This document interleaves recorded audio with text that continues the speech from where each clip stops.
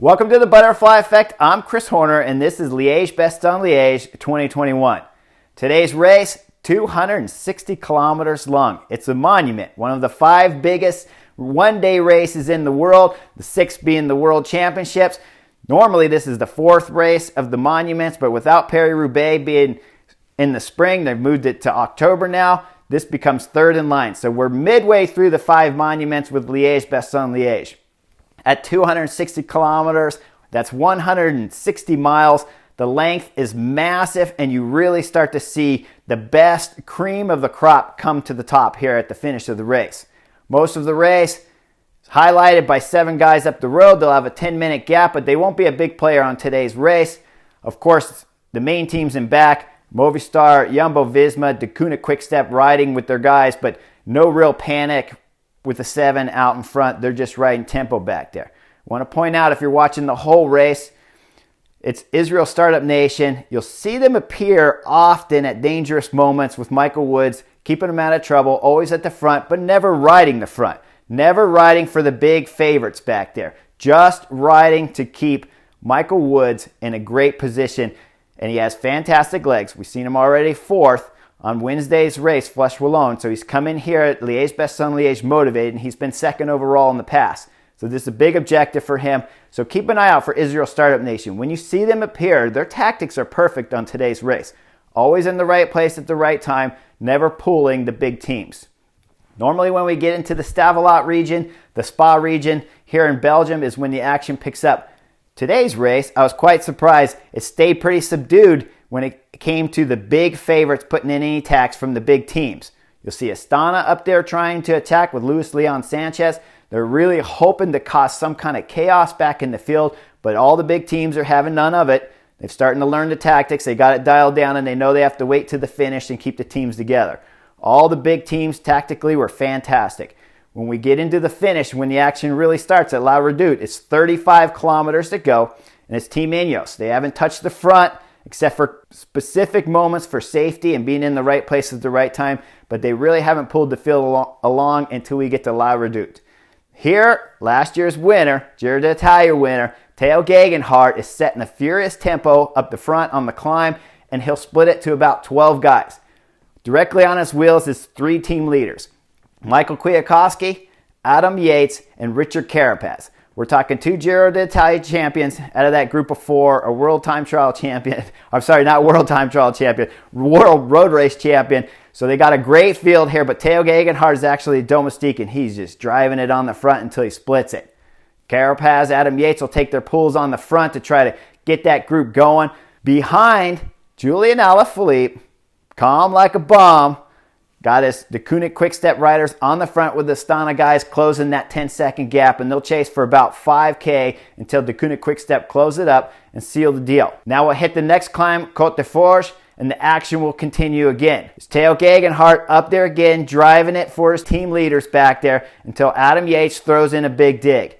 This one caught my surprise because Primož Roglič missed the move. But Primož Roglič has his number 1 guy, Jonas Vingegaard, up there in the move. Richard Carapaz throws in a great dig here to get away and ride solo. He'll go down the last descent before we start the final climb, but he'll go into super tuck position, and they'll DQ him later. The officials will relegate him and take him out of the final results. That's too bad. He was only in that position for about 2 seconds, I believe I witnessed, before he got back out of it. It looked like he went into it, hesitated, panicked, and then pulled back out of it when he realized what he'd done wrong. The officials will DQ him, though, and that'll be the end. They won't pull him out of the race. They'll just take him off of the results.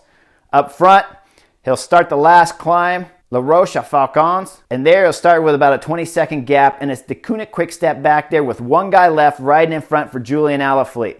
He'll start the climb in perfect position, 2nd wheel. Behind him, all the big favorites on today's race are all lined up. Davide Gaudu, FDJ rider. We weren't expecting to see him at the finish, but he's starting the last climb, Falcon, right there next to Julian Alaphilippe. Behind him, Tadej Pogačar. Michael Woods, Israel Startup Nation, whose team looked after him perfect, has set him up in a great position to start the last climb and try to win Liège-Bastogne-Liège. Tadej Pogačar's UAE Team Emirates team been aggressive. They haven't missed any of the moves from the Ineos riders. Tadej Pogačar, even himself, have ridden to try to make those earlier attacks from the Ineos riders stick, but none of that was happening. Now you got to ask yourself if those other attacks and those other efforts that Tadej Pogačar had done earlier, are they going to affect his legs on today's final and last climb, Rocha Falcons. Tadej Pogačar's got great legs though. He sends his teammate Davide Formolo up to the front. Formolo does a massive pull and brings back Carapaz, whose 15-second gap drops in a couple seconds. That decides the big favorites. From there, it's Michael Woods, the Canadian rider, Israel Startup Nation, throwing in a huge attack at the bottom of that climb right after they pass Richard Carapaz. He goes big, and this is when the gaps start happening. Okay, it's Tadej Pogačar there, Valverde's there, Davide Gaudu and Julian Alaphilippe all lined up. 5 riders in a row are drilling it with Michael Woods on the front, really doing the biggest effort amongst the 5. He is drilling it behind. In the back, we see the 2 UAE Team Emirates riders there, Mark Hirschi and Davide Formolo, open up the gap, and Primož Roglič just can't close it. Looks like he's with the Astana rider back there, and they just cannot get the effort closed. At one point in time, you're going to see the gap open up between Primož Roglič and the Astana rider, as he's hoping the UAE Team Emirates riders will work with him, but of course they're not, because Tadej Pogačar, their race leader, last year's Tour de France winner, is up in the front group. There's no way Primož Roglič is getting any help from any other teams on today's race. He's going to be back there really fighting to try to bring back these favorites. Up front, they're working together okay, but it's not fantastic. It's not 100% cohesive up there. Davide Gaudu is suffering from the effort he did to try to follow Michael Woods' move and has yet to take a pull. And of course, the other favorites are doing their own short pulls, trying to save their own legs. Behind, Primož Roglič is back with the group, and he's got a little bit of help from Ineos, but nobody's cohesive, and everybody's trying to attack Primož Roglič at some point in time before they get to the top of the climb. Rocha Falcon climb is really 1.3 kilometers, but realistically, it's more of about a 3K climb because it has a bit of a drag afterwards and a couple little bumps, and they'll go up and it'll bend right and then bend left before you make the turn proper at the summit. That section is where Michael Woods will decide whether or not if this group of favorites sticks.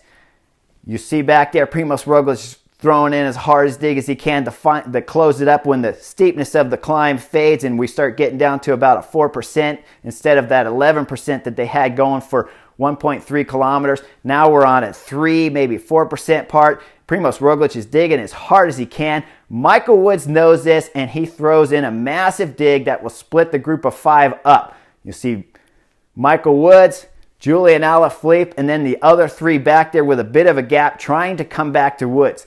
Woods' power on today's Liège-Bastogne-Liège was absolutely amazing to watch. They'll go over the top. Finally, all 5 will get a little bit of recovery, and they'll start working smoothly together. At this point in time, the gap is about 25 seconds. The group of behind have no more chance of catching now because they're all playing games, trying to get away and race for 6th place. All 5 guys up front are working smooth all the way to about 1.5K to go. When Michael Woods, just before they go under a tunnel, he's on the right side of the road, all the guys are moving over to the left, and Michael Woods attack just before he enters under the bridge there where there's a little bit of darkness. He'll come out of the tunnel there in first place, but Julian Alaphilippe is keen to it. He's cagey. He knew it was coming, directly latches onto the wheel when they're going underneath the bridge. They come out of there, they see the light again. Of course, it's Davide Gaudu who's going to throw in the second attack. Both Michael Woods and Davide aren't sprinters, so you've got to expect Davide's attack. Julian Alaphilippe does. He's prepared for it right away, and you'll see Davide Gaudu just shut it down. Now, this is where it gets a little bit strange because we go under the 1K banner. There's a slight right turn there. Julian Alaphilippe was smart. He moved all the way left. Valverde, this is where he messes up. It's about 950 meters before the finish, and the gap's about 30 seconds.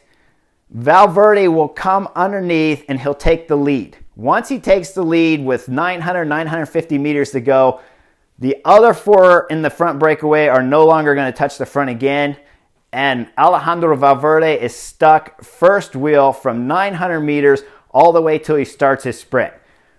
Second mistake Alejandro Valverde does, in my opinion, he starts his sprint at about 250 meters to go. I think he could have just waited a little bit longer and started at about 200, or wait for the guys in back to initiate it and then start his sprint.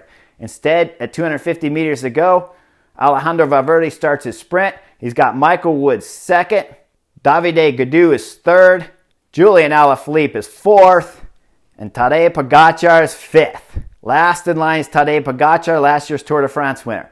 Alejandro Valverde accelerates, goes to about 150 meters when it's world champion Julian Alaphilippe, who launches to the right, dives hard right, and passes Alejandro Valverde, no problem. With the exception, Tadej Pogačar was sitting on his wheel. He dives further to the right. It's a drag race between the world champion and the 2020 Tour de France winner, Tadej Pogačar. Tadej Pogačar will come out with the victory with 3/4 of a wheel, front wheel to the win as they throw their bikes. A beautiful win and an amazing day of racing. Now the first half, not so exciting. The middle is a little bit boring, but wow, from 35 kilometers all the way to the finish, it was an exciting racing and a fantastic edition of Liège-Bastogne-Liège. Michael Woods, I want to point out his result. He's been second at Liège-Bastogne-Liège, which some people would argue is his best result. In my professional opinion, when you're watching bike racing, it's not just the end result that decides whether or not if it was a good day or not. Michael Woods' ride on today's Liège-Bastogne-Liège was dominant display. He was perfect with his tactics. He split the group right. He drove it when he had to. He knew to stop working with 2K to go. He attacked with 1.5. It just didn't play out in his favor. That's all you can do. He finishes fourth on the stage. His best result in the past is second. But in my mind, today's ride was something epic. When he finished second at Liège-Bastogne-Liège before, he was following wheels all the way to the finish and then got away and just beat guys with some small tactics, but clearly wasn't the best rider at that particular year. Today, in my opinion, I think he was the best rider here at Liège-Bastogne-Liège for just pure power next to Tadej Pogačar. If you look at Tadej Pogačar's ride, he covered 3-4 different attacks. He was on the front of some of those attacks later trying to get away. He still had the legs to follow Michael Woods at the finish, and amazingly enough, had the legs to beat world champion Julian Alaphilippe to the line to take Liège-Bastogne-Liège, an amazing victory. Hope you guys enjoyed my take of the butterfly effect, and I'll see you real soon for Tour of Romandy.